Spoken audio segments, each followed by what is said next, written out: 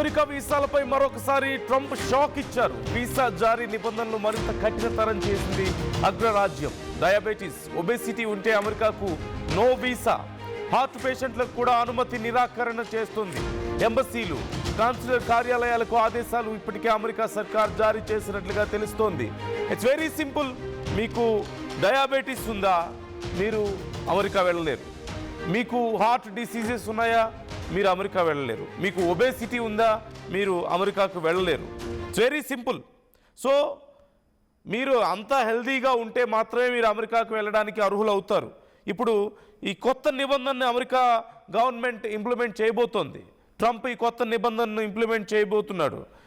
So visa could be denied if you are suffering from chronic diseases like diabetes, obesity, some heart issues.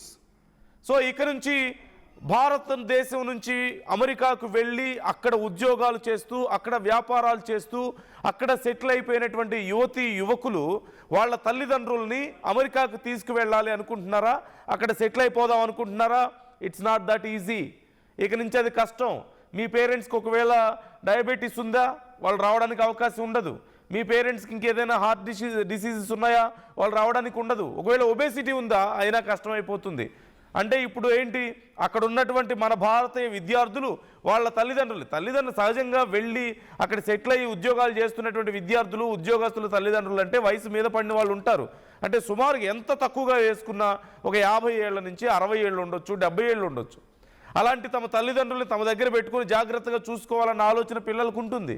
So అలాంటి వాళ్ళందరూ మీ తల్లిదండ్రుల్ని మీరు అమెరికాకు తీసుకువెళ్ళడానికి కుదరదు, సింపుల్గా చెప్పాలంటే. ఎందుకంటే మోస్ట్ ఆఫ్ ది పేరెంట్స్కి ఆ ఏజ్లో ఏదో ఒక సమస్య రాకుండా ఎందుకు ఉంటుంది? ఇవాళ రేపు షుగర్ అనేది చాలా కామన్ ప్రాబ్లం కదా, లేదంటే ఒబెసిటీ అనేది ఇట్స్ వెరీ కామన్.